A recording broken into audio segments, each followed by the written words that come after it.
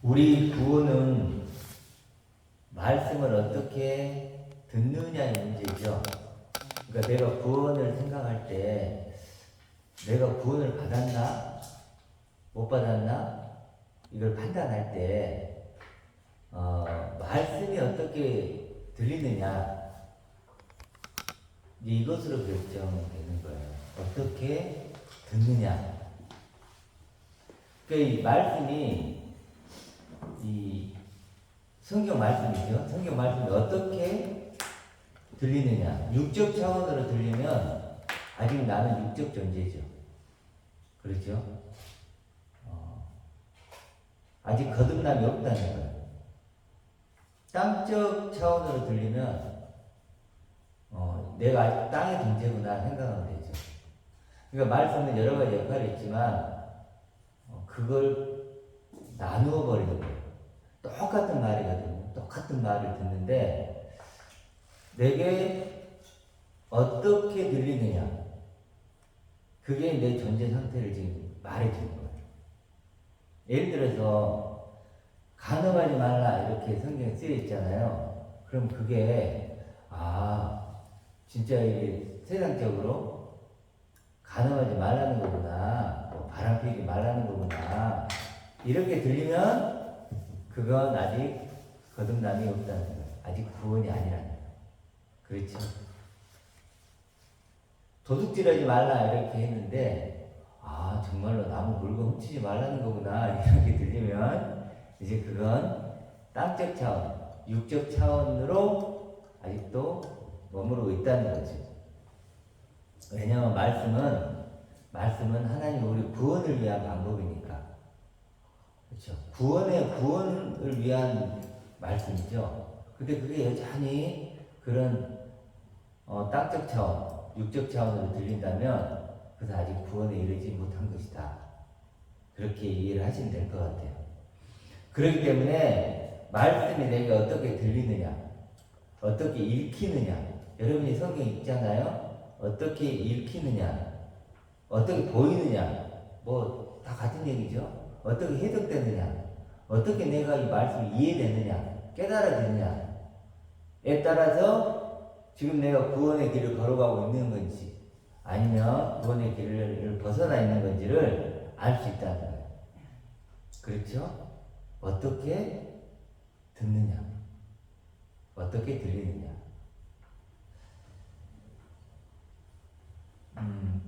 오늘 본문에서도 보세요. 에베소서 1장 8절에 보면 이는 그가 모든 지혜와 총명을 우리에게 넘치게 하자 이렇게 나오죠. 근데 원어적으로 하면 그가 지혜와 총명을 우리에게 주신다 이렇게 표현이 되어 있는 게 아니고 모든 지혜와 총명이신 그리스도가 우리에게 넘치게 들어오신다 이렇게 해야 돼요.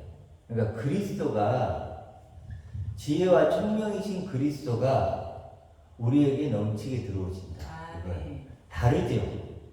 그리스도가 지혜와 총명을 우리에게 나눠주는 것처럼 이렇게 표현되어 있는데 그게 아니고 지혜와 총명이신 그리스도가 우리 안으로 넘치게 들어오신다는 거예요. 그리스도가 그러니까 완전히 다른 해석이죠. 그러면 지혜와 총명이 뭐죠? 그리스도죠. 다르죠.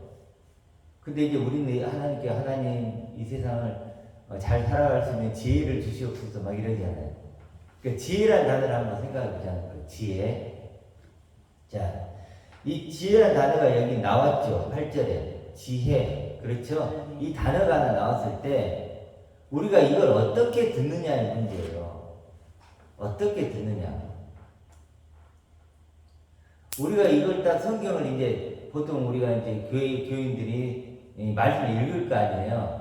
그러면 그리스도께서 모든 지혜와 총명을 우리에게 넘치게 하다 이렇게 딱 읽었단 말이에요. 그러면 어떻게 이 지혜를 이해할 것 같으세요? 여러분. 육적인. 그렇죠. 보통 말하는 좀 똑똑한 사람이 되는 거. 좀 세상 살아가는 뭔가 그런 어떤 방법적인 것을 좀 더 갖추는 그렇게 이해할까 안 할까요? 그렇죠. 당연히 그렇게 생각을 하지. 그렇게 생각하고 읽겠지요. 아, 그리스도께서 나에게 그런 지혜를 주시는구나. 내가 어떤 상황을 잘 대처할 수 있는 지혜를 주시는구나. 이 정도로 생각을 한단 말이에요. 이 정도로. 그런 수준으로 성경을 읽어요.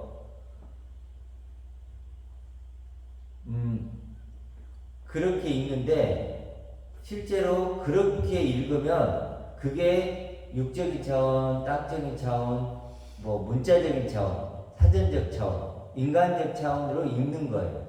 다시 한번. 지혜를 그렇게 똑똑한 사람 되는 거고, 좀 삶을 더 지혜롭게, 올바르게 살아가고, 그 정도 차원으로 지혜를 지금 이 나온 단어를 해석한다면, 그렇게 들린다면, 그렇게 보고 있다면, 그건 아직 인간적이고, 육적이고, 땅적이고, 문자적이고, 사전적으로 말씀을 보고 있다는 거예요. 그러면 여기서 말하는 지혜는 뭘까? 자, 그러면 거듭난 사람이 보는 지혜는 뭘까요? 여기서 이 지혜는 분별하는 능력이에요. 분별하는 능력. 소피아라고 나와 있는데 분별하는 능력이에요.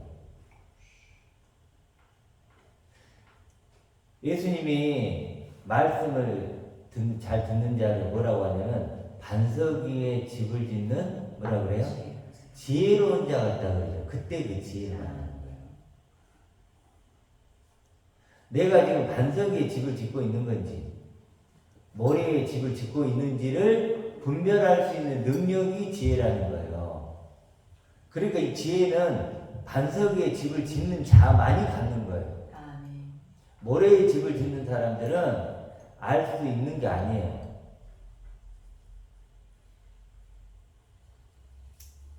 그러니까 예수님이 반석 위에 집을 짓는 지혜로운 자 같으니 그때 지혜란 단어를 쓰시죠. 그러니까 이 지혜는 내가 반석 위에 집을 짓고 있는 건지 지금 모래 위에 짓고 있는지를 아는 거예요. 이것이 복음인지 다른 복음인지를 아는 거예요. 이것이 진리인지 비진리인지를 아는 거예요. 이게 하나님의 말씀인지 사단의 속임수인지를 분별한 능력이 뭐라고요? 지혜라고. 지혜. 다르죠? 완전 달라요. 그러니까 말씀을 아무리 읽어도 의미가 없는 거예요. 여전히 땅적이고 육적이고 사전적이고 문자적인 차원으로 읽으면 이 성경을 외운다는데 아무 의미가 없는 거예요. 아무 의미가. 이제 했으니까 총명까지 하면 총명은 뭐냐면 그런 반석 위에 집을 지어서 그렇게 살아갈 수 있는 능력을 총명으로 해요. 그걸 분별할 수 있는 능력. 그리고 그 존재가 되어서 살아갈 수 있는 능력을 총명이라고 하는 거예요.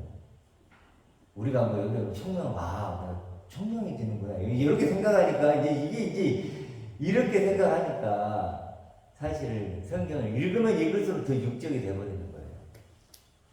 그래서 원어가 필요하다는 거예요. 원어가 이런 뜻이 나오는 거죠. 자, 그래서 성경 수많은 단어는 하나님이 나의 구원을 위해서 쓰는 거예요. 구원을 위해서 사용하는 거지, 우리가 뭐 잘 먹고 잘 살고 처세술을 잘하고 뭐 어떤 인간관계 잘하고 그러라고 쓰는 게 아니에요. 전혀. 이건 구원의 책이에요. 용도가 다르다고, 용도가. 그냥 가늠하지 말라고, 가늠하냐. 맞아, 가늠을 안 해야지. 도둑질하지 말라고, 맞아, 도둑질하지 안 해야지. 인간이 말이야, 도둑질 하면 되겠어. 맞아, 성경 맞는 말씀 많이 하네. 이러면 벌써 이제 끝난 거예요. 그건 차라리 성경책 읽지 말고 도덕교 가서 읽는 게 더 낫죠. 저기 불교 경전이라든지 그쪽이 훨씬 더 선명하죠. 그런 거. 갑자기 막 가늠하지 말라, 도둑질하지 말라 해놓고 막 이상한 소리, 자기를 부인해라, 막 죽은 자들에게 장사 지내게 하라 그러고 그렇게 나오는 거죠. 갑자기 이 소리 또 무슨 소리야? 이렇게 나오는 거죠. 자, 그러면 우리가 이 말씀을 왜 인간적인 차원, 땅적 차원, 물질적 차원으로 이해할까? 그 이유가 있을 거 아니에요. 그 이유는 그러니까 이 말씀이 육적 차원으로만 들리고 보이는 이유는 딱 하나예요. 왜 그럴까요? 왜 그럴까요? 모든 이유가 있잖아요. 이유가 뭘까요? 제가 몇 번 얘기한 것 같은데 오늘도 거듭나지 못했어요. 거듭나지 못했으니까 안 들리는 거예요. 안 보이는 거예요. 그렇게. 그렇죠. 그렇게 해석이 안 되는 거예요. 뭐 때문이라고요? 거듭나지 않았으니까 그래요. 두 번째 내가 되지 않았으니까 그래요.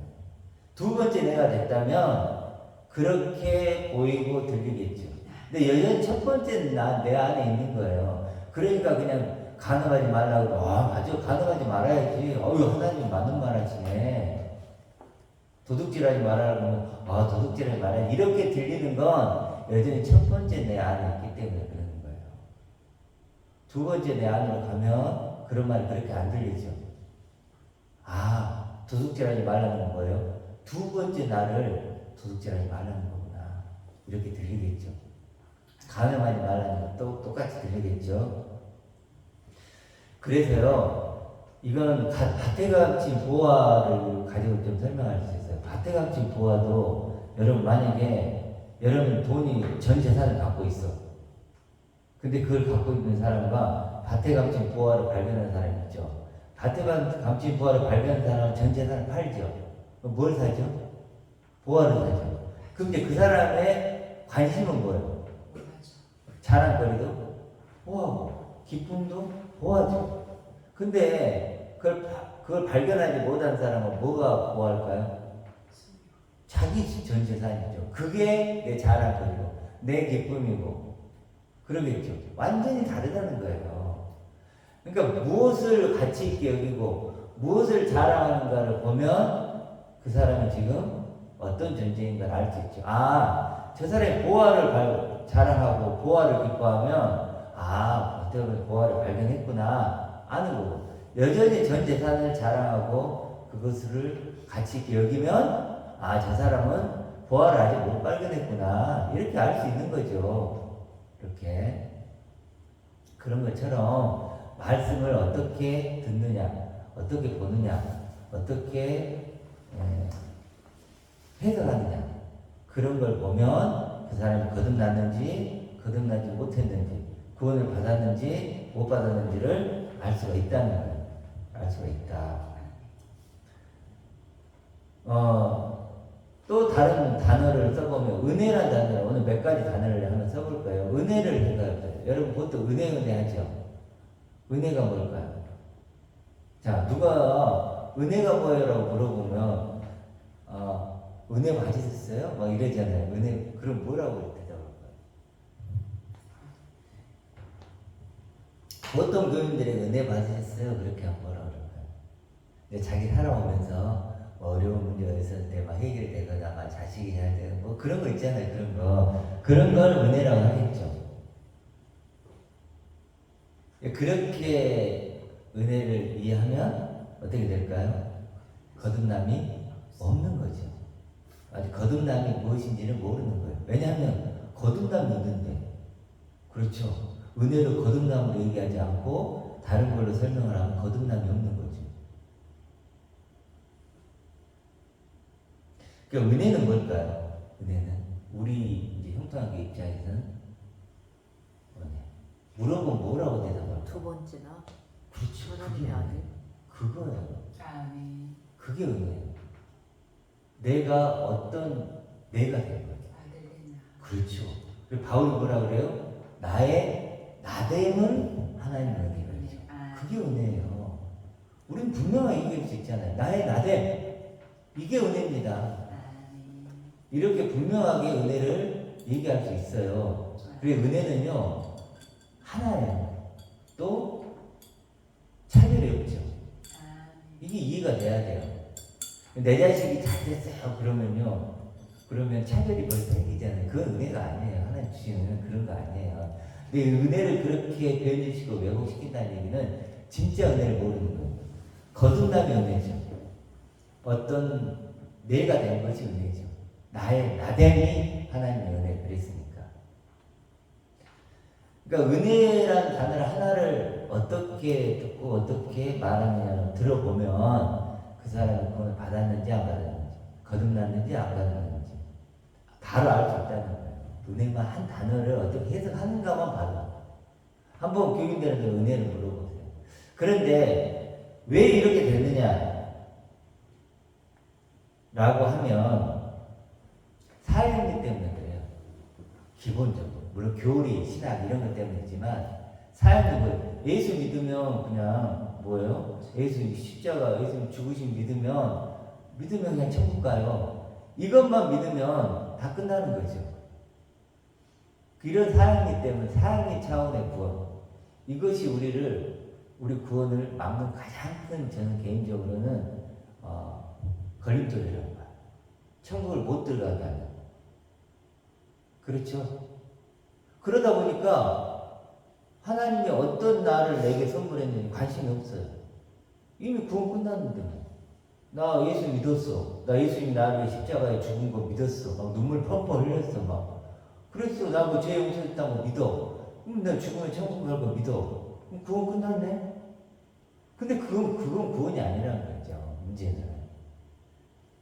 이제 그러다 보니까 우리가 말하는 그리스도인이나 하나님의 아들들 이런 것들에는 관심이 없는 거죠.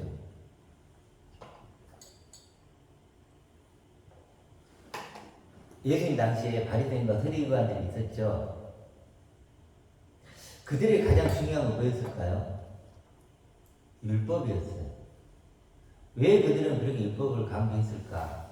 그 이유는 뭐냐면요. 솔로몬 시대 때 나라가 나눠지죠. 북이스라엘과 남유다로 나눠지죠. 나눠진 다음에 뭐 이렇게 아수르나 바빌론에 의해서 멸망을 당하죠. 가만히 생각하니까 유대인들이 도대체 그 능력의 하나님이 왜 우리를 안 지켜주셨지?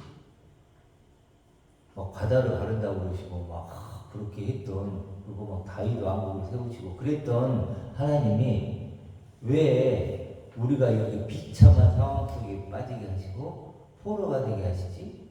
궁금했겠죠. 그렇죠. 궁금했겠죠. 말이 안 되니까 이 상황. 이유를 찾았겠죠. 그들이 찾은 이유가 뭐였을까요? 율법 모세오경을 안 지켰다는 거예요. 그렇게 결론이 난 거죠. 그러면 어떻게 해야 되지? 지켜야지. 그것도 철저하게 지켜야지. 이렇게 나온 거예요. 원인을 잘못 파악한 거죠. 철저하게 지켜야지.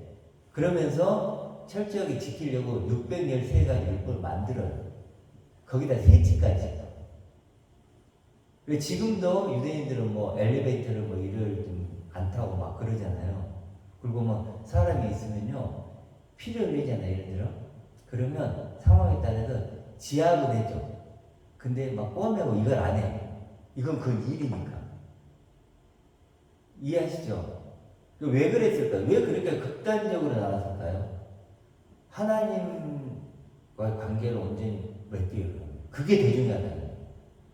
사람이 예를 들어 어떤 상황 속에서 유혹에 빠졌더라도 그거보다는 하나님과의 관계가 더 중요한 거야. 이렇게 나오는 거예요. 그래서 자기들이 포로가 됐으니까 능력이 하나님이 왜 우리를 그렇게 포로가 되게 했을까? 우리를 왜 이렇게 비참하게 만들었을까? 그 우리가 잘못한 거다. 무엇을 잘못했을까? 율법을 안 지킨 거다. 그럼 율법 지켜야지. 철저하게 지켜야지 그것도. 그리고 613가지를 만들어요. 만들어서 철저하게 지켜요. 그래도 그 사람들이 같이 판단은 뭐냐면, 판단 기준은 율법을 지키느냐 안 지키느냐. 그렇죠. 당연하죠. 율법을 안 지키기 때문에 우리가 이렇게 됐으니까 율법을 잘 지켜야 돼. 만약 안 지키는 사람이 있으면 어떨까요? 난리 나는 거죠. 너 때문에 이제 우리가 하나님과 관계가 깨뜨려진다. 뭐 이렇게 되는 거예요. 그래서 율법을 잘 지키는 사람을 선한 거고, 율법을 못 지킨 사람을 악한 거죠. 그래서 제자들이 그 밀 이삭이 비벼 먹으니까 안식일을 막 오겠다고 막 그렇게 하는 거예요. 그렇게 되는 거죠. 그러니까 유대인들이 율법을 지킴으로써 사람을 판단하는 것처럼 지금 교인들은 뭐죠? 사형이에요. 사형리가 마치 율법이 사형리 같아요. 사형리가 모든 걸 결정해버려요. 4단계 아시죠? 그렇죠? 다 아시니까. 그런 걸 가지고 이제 재단하는 거예요. 그거, 너 사형리 받아들였어? 그럼 너 구원. 아니야? 너 구원 아니야. 그렇죠. 사형리 플러스 또 하나가 들어오죠. 성화. 그렇죠. 사형리의 구원을 받아들이고, 그 다음에 성화의 삶을 살아야 된다. 근데 이 정도 차원으로 우리가 구원을 생각해요. 그리고 성경을 보는 거예요. 그러니까 아까 말했던 여전히 문자적이고 육적이고 땅적으로 해석이 될 수밖에 없는 거예요. 왜? 거듭남이 없으니까. 거듭남적이 없거든요. 거듭남이 뭔지를 몰라요. 지금 교인들은 거듭남이 뭔지를 몰라요. 내가 다시 태어난 존재가 된다는 게 뭔지를 몰라요.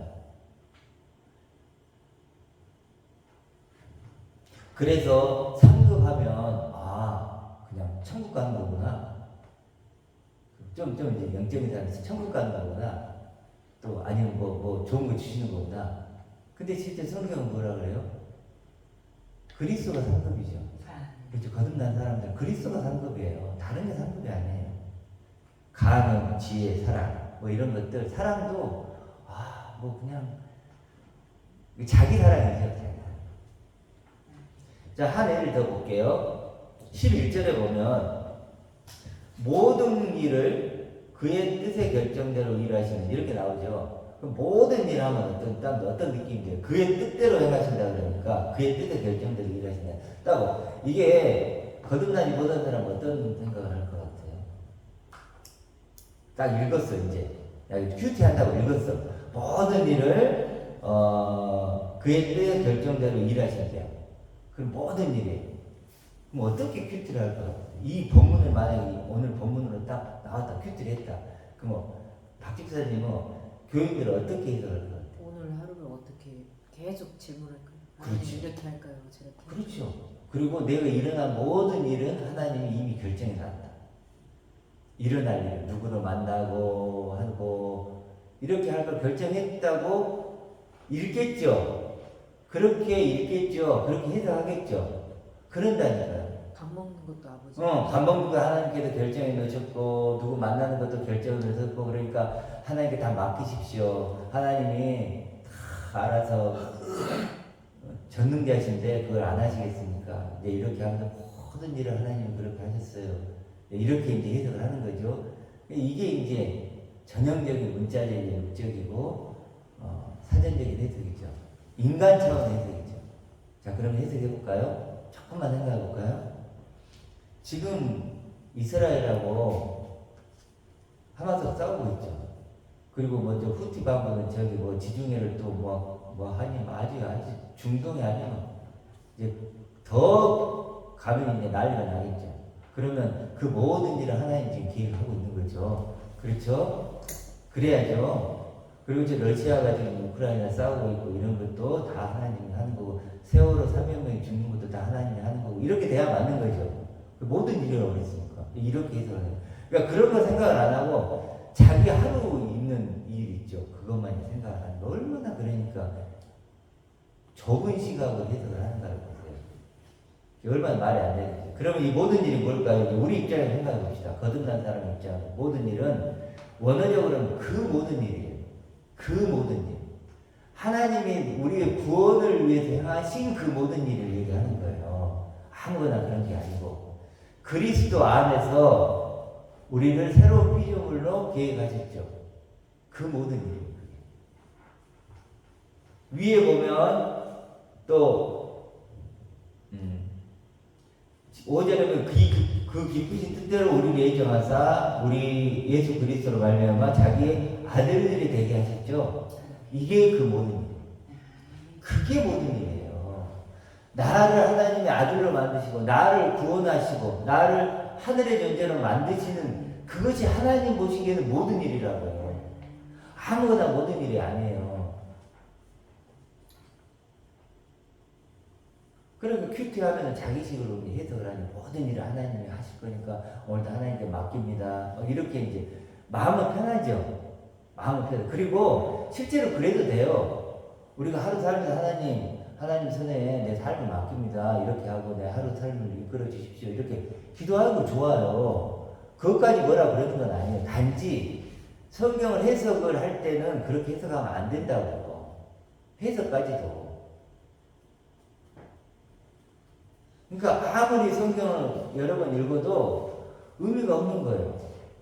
도리어 더 악화시켜버리지. 그렇죠? 성경을 읽을수록 더 안 좋아져. 차라리 읽지를 말아야 돼요. 이 말씀만 들어도 돼요. 읽으면 읽을수록 더 이상해지면 더 육적으로. 그러니까 두 가지의 가능성이 있는 거예요. 더 육적이 되거나 영적이 되거나. 그렇죠? 집으로 보면 뭐예요? 리모델링을 더 하고 싶어지거나 새 집을 짓고 싶거나 둘 중에 하나예요. 그렇죠? 근데 어떤 사람은 하나님이 리모델링 하는 분이시네 이렇게 읽는 사람도 있을 거 아니에요. 그렇죠? 근데 그건 반대로라고 하죠. 하나님 새 집 지으라고 하는 건데.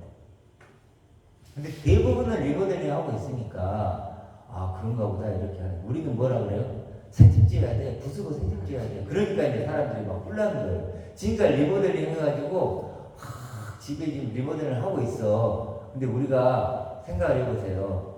평생 30년 40년 리모델링을 하고 있었어. 근데 그거 아니야. 새집 지으려고 부수래 그러면요. 부수겠어요? 안 부수겠어요?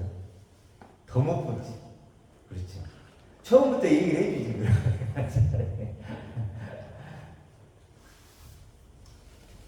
자, 그래서 왜 사람들이 여기를 또 뭐 많이인지 하지만 또 몇 번 왔다가 떠나기도 하고 또 설교를 듣다가도 또 안 듣기도 하고 왜 그럴까요?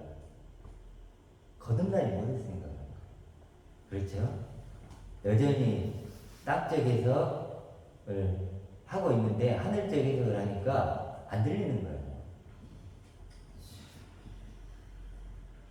안 들리니까 떠나는 거죠. 들리면 떠나겠어요? 안 떠나겠어요?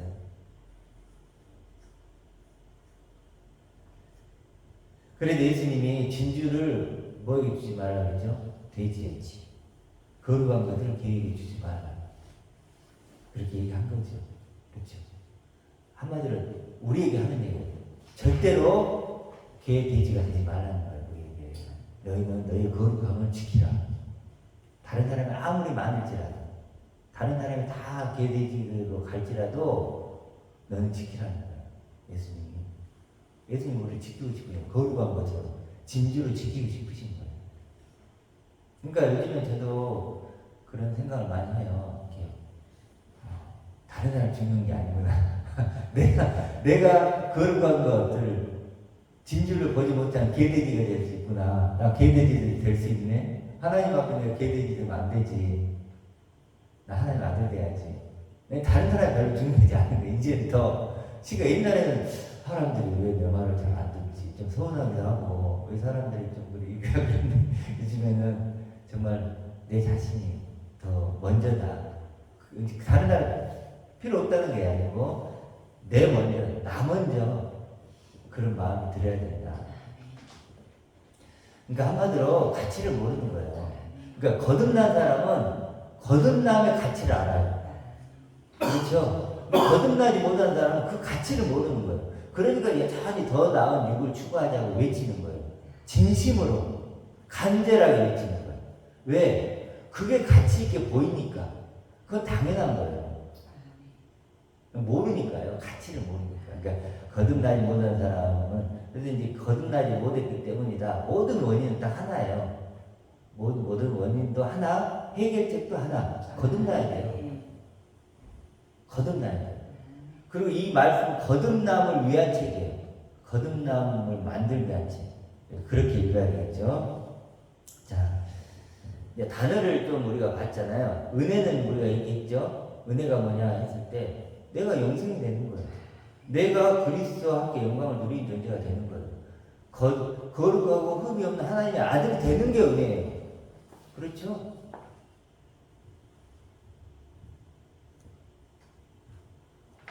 자, 그럼 교회를 한번 생각합시다. 교회. 자, 우리 교회 하죠. 우리도 교회라고 그러죠. 교회가 무슨, 우리 이제 에클레시아를 교회로 번역을 한 건데, 교회가 뭔 뜻일까? 한자로. 교자가 뭔 교자일 것 같아요? 가르칠 교. 회자는? 뭘 회자예요? 뭘 회자? 그걸 에클레시아를 그렇게 번역을 해놓은 거예요. 그러면 가르치기 위해 모이는 곳이네. 학교네, 학교. 아니, 학교네. 학교네요, 학교. 가장 대표적인 게 교회 가르치기 모이는 거 학교네. 그럼 여기 학교네. 교회 학교. 근데 에클레시아 뜻이 뭐냐면요. 에크가 밖으로예요. 그런 거요. 밖으로 불러냄을 받은 사람들. 원래 뜻이 얼마나 달라지는가 보세요. 밖으로 불러냄을 받은 사람들이에요, 교회가. 그러면 밖이라는 건 뭐가 있었다는 거예요, 먼저?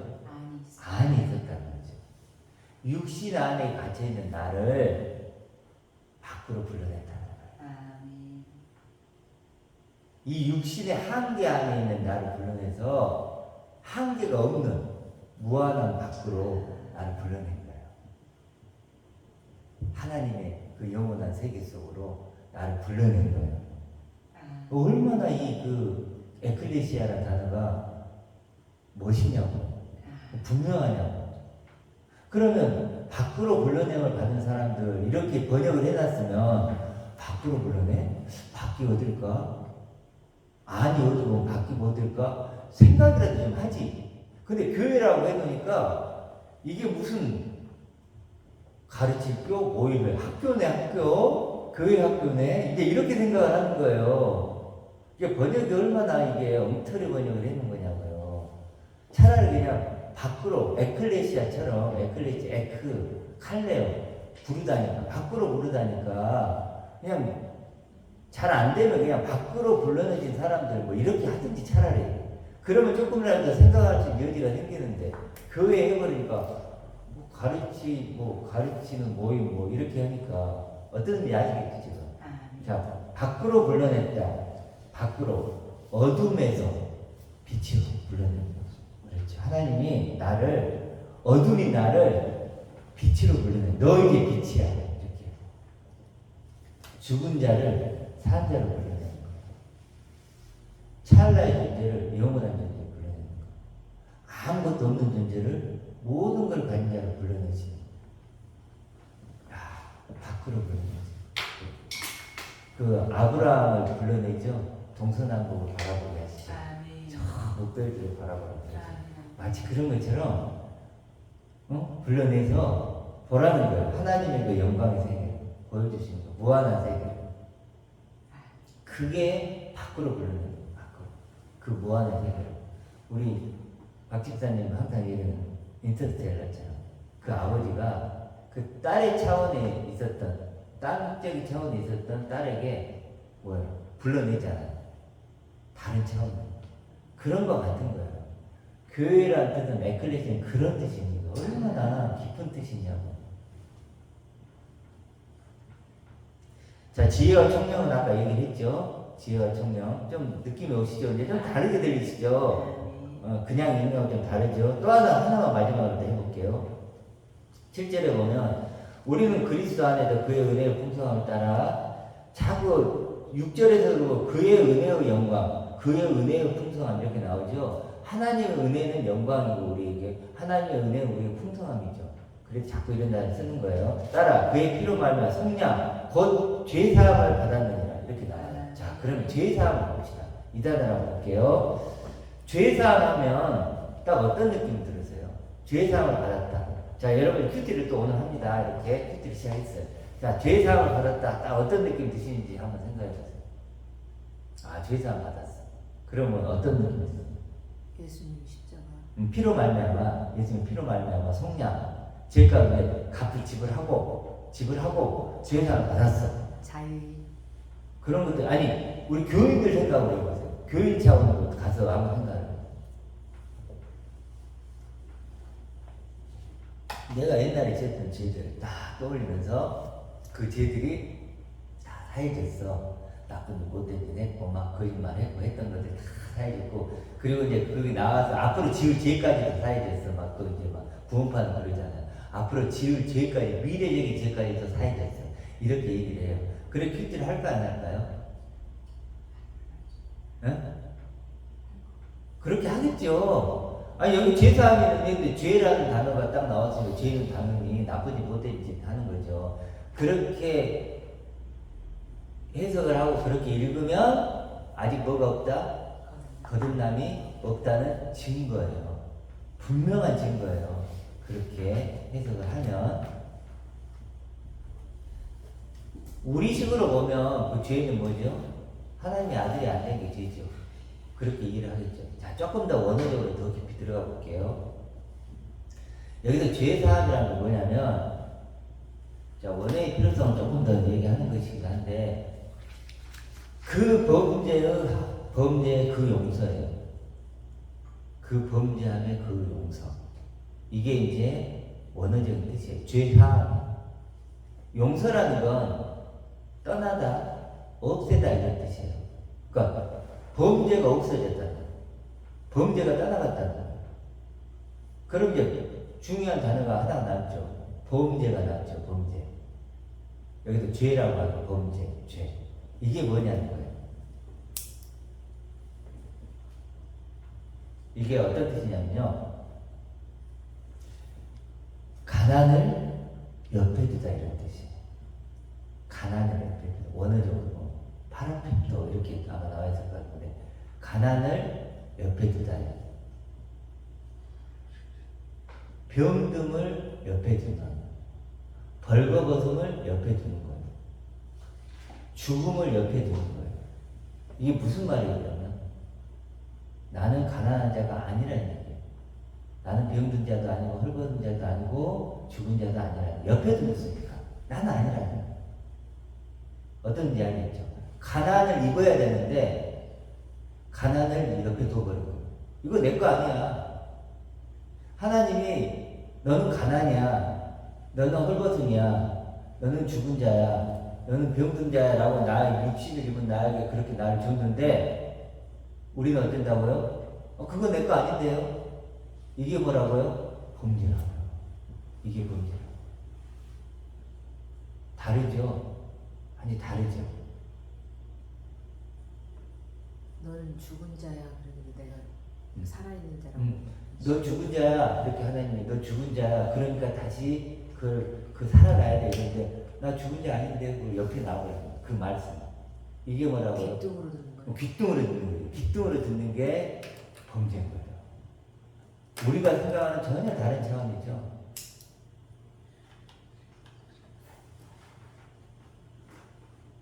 그래서 그런 어떤 말씀을 듣는 사람은 영이 가난해지죠. 영이 가난한 자, 복되도다. 영이 가난한 자들이요. 이렇게 나오잖아요. 그러니까 예수님이 오셔서 복음을 전한 거예요. 너 하늘의 존재야 라고 전한 거 믿죠? 그렇죠? 그 말씀으로 내가 범죄자임이 드러나는 거예요. 폭로되는 거예요. 육을 입은 나는 그런 존재가 아니잖아요. 그러니까 한마디로 예수님은 말씀을 통해서 빛을 통해서 어둠을 드러내는 거예요. 생명을 통해서 죽음을 드러내는 거죠. 나를 범죄자로 만들려고 오신 거예요. 너 죽은 자야, 범죄자야, 헐벗은 자야, 가난한 자야. 그 말이 들리는 자는 복된 거예요. 그렇죠. 봤기 때문이죠. 온전히 아들의 옷을 입은 자를 봤기 때문에 헐벗었다는 걸 알게 된 거예요. 그래서 복된 거예요. 그 영에 대해서 가난한 거죠, 이제. 내게는 없구나. 내게는 없구나. 나는 갖고 있지 않았구나. 그런데 하나님이 주셨구나. 그렇죠. 그 영을 주셨구나. 그래서 그 영에 가난한 거죠. 내게는 없으니까 가난한 거죠. 그런 존재가 되는 거예요. 그래서 복되다고 하는 거죠. 그게 그 범죄의 용서가 되는 거예요. 아시죠? 그래서 가난과 은혜가 동시에 있는 거예요. 이 느낌 아시겠죠? 가난과 은혜가 동시에 있는 거예요. 나는 가난한데 하나님은 은혜를 주시는 거예요. 그래서 영의 가난한 자가 되는 거예요. 영의 가난한 거죠. 하나님은 영을 주시고 말씀을 주셨고 은혜를 주셨죠. 근데 우리는 그게 우리에게는 없어. 그렇죠. 가난한 자. 근데 그건 내 거야. 하나님 약속한 내 거죠. 그래서 바울이 뭐라 그래요? 가난과 은혜를 잘 표현한 게 있어. 아무것도 아닌 것 같으나 모든 걸 가진 자다. 이렇게 되는 거예요. 그렇죠? 육신을 입은 나는 아무것도 가진 게 없다. 가치 있는 게 아무것도 없어요. 이 세상을 아무리 찾아봐도 가치 있는 게 없어. 그런데 은혜를 바라보니까 모든 것을 가진 자다. 이렇게 나오는 거예요. 이게 영에 가난한 사람이고 그 범죄에 죄 사함을 받는 거예요. 이게. 지금 이 표현을 본다고. 죄 사함을, 이게 죄 사함 받는 거예요. 죄 사함. 아시겠죠? 그러니까 뭐 내가 나쁜 짓 하고 못된 짓 하고 이런 차원이 아니라는 거예요. 그게 좋다는 얘기가 아니에요. 그게 포함을 되죠. 포함을 되지만 그런 차원으로 얘기를 하는 게 아니에요. 지금 훨씬 더 영적인 차원의 얘기를 하는 거예요. 내가 육신적으로 뭐 어떤 나쁜 짓 못된 이건요, 이 영적인 차원 얘기를 끼어들 수가 있는 얘기가 아니에요. 끼어들 수 있는 얘기가. 만약에 탁구를 치고 있다고 쳐보세요. 내가 축구를 엄청 잘 치는 사람이에요. 막 예를 들면 1부, 2부 막 그런 사람들이 있는데 초보자가 와가지고 탁구를 이렇게 하면 끼어들 수가 있어요? 없어요? 끼어들 수가 없죠. 그런 거와 같은 거예요. 대학생이 지금 얘기를 하고 있는데 대학생이 이제 수학 문제를 풀고 있는데 초등학교 1학년이 더하기 빼기 하고 있는데 끼어들 수 있어요? 없어요? 끼어들 수 없죠. 그런 거 같아요. 그런 차원이라는 거예요. 그러니까 더하기 빼기가 산수가 수학이 아닌 건 아니죠. 맞죠? 그것도. 맞긴 맞지만 대학생들이 하고 있는 그거하고 다른 거죠. 완전히. 그런 거 마찬가지죠. 우리가 세상적으로 짓는 나쁜 일, 못된 거 이거 죄가 아니란 건 아니에요. 그렇지만 여기서 말하는 것은 그런 차원의 문제가 아니라는 거예요. 그런 차원의 문제가 아니라는 거예요. 하나님과 나의 관계란 말이에요. 그 관계에서 말하는 거, 이 범죄함은 다르죠. 그렇죠? 그래서 베드로가 뭐라고 얘기해요? 5장 10절에서 베드로에서 5장 10절에서 자기의 영원한 영광에 참여하게 하시는 그렇게 표현하죠. 하나님이 자기의 영원한 영광에 나를 참여시키셨는데 그 참여시키셨는데 그 초대, 그 부르심을 거부하는 거예요. 그게 범죄라는 거예요. 얼마나 다른 문제냐고, 이 문제가. 그러니까 이렇게 과연 읽을 수 있는 사람이 있겠냐고, 성경을. 이렇게 영적 차원으로, 하늘적 차원으로, 바울이 의도했던 대로, 바울이 말하고 싶은 대로 읽을 수 있는 사람이 과연 있겠냐고, 교인들 중에서. 그러니까 아무리 큐티를 하고 설교를 100번, 1000번, 10,000번 평생 들어도 이게 무슨 말인지 여전히 그냥 죄의 사람은 그래 못된 짓 하고 나쁜 짓 하고 이래버리면 그 원인이 뭘까요? 결국 딱 아까도 있죠. 반복적으로 뭐죠? 그 원인이 하나죠. 뭐죠? 거듭나지 못했기 때문에 그래요. 거듭나지 못했기 때문에 이런 말들이 여전히 그렇게 들리는 거예요. 그러니까 교인들은 거듭나지 못했다. 저는 분명하게 그걸 얘기 드릴 수 있어요. 지금 교인들은 거듭나지 못했다. 왜냐하면 말씀을 그렇게 해석을 못하니까. 당연히 해석을 못하면 거듭나지 못했다는 거니까. 그래서 하나님은요, 하나님 원하는 건, 우리에게 원하는 건 너무 엄청나요. 그렇죠? 너무 엄청난 걸 요구합니다. 어떤 걸 요구하죠?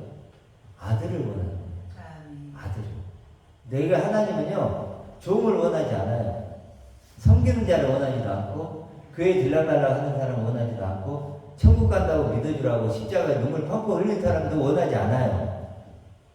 기도를 하루에 김목사님처럼 7시간 하는 사람도 원하지 않아요. 뭘 원할까요? 아들만 원합니다. 아들만 원해요. 너무 엄청난 걸 내게 요구하신다는 거예요. 차라리 그냥 7시간씩 기도해라 그러면 좋아요. 차라리 그냥 나를 몸을 불사르는데 내 은혜를 주는 사람이 되라 그러면 그럴 수 있어요. 어찌 보면. 내 모든 것을 팔아서 구제하라고 할 수 있어요. 그걸 원하지 않는다니까요. 그거보다 더 엄청난 걸 원해요. 그게 하나님의 아들이죠. 그렇죠.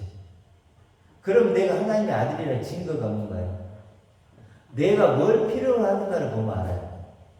내가 지금 뭘 원하는 것을 보면 안다. 여러분 뭘 필요로 하세요 지금? 뭘 원하시죠?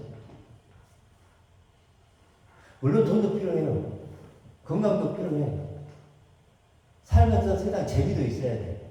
그렇죠. 육신을 갖고 있는 나는 먹을 것도 필요해요. 옷도 필요해요. 돈도 필요해요. 필요해요. 필요 없다는 얘기가 아니에요. 그거 없으면 죽어요. 그건 당연히 필요한 거예요. 그렇지만 그게 있다고 하나님의 아들인가요? 아니죠. 사람이 착해야 돼. 당연하죠. 남도 돌아봐야 돼요. 당연하죠. 그렇다고 하나님의 아들인가요? 아니에요. 그건 증거가 아니에요. 일주일에 교회를 4번 나간다 해도 그게 되는 게 아니에요. 십자가에서 예수님을 눈물을 펑펑 흘린다고 되는 게 아니에요. 뭐죠? 아들의 증거는 뭐예요? 우리가 필요하고 우리가 원하는 건 하나님의 영광이에요. 하나님 자신이에요. 그리스도예요. 그렇죠? 지금 영광 중에 사라진 그리스도. 그 하나님 아버지와 그리스도를 필요로 하고 그걸 원하는 사람이 하나님의 아들이라니까요. 그게 영생이에요. 그래서 예수님도 영생은 아버지와 그의 아들 그리스도를 아는 것이라고 했잖아요. 필요로 하는 것이라고 해요. 아는 것이라고. 그러니까 내가 하나님의 아들이다. 그 증거는 뭐라고요? 하나님 아버지를 원해야 돼요. 아버지.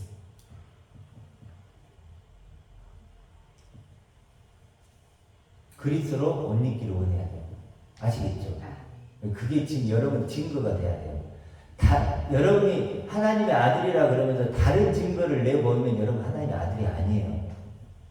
아시죠? 그러니까 여러분이 하나님의 아들이라고 했을 때 어떤 증거를 지금 내보이실 거냐고요.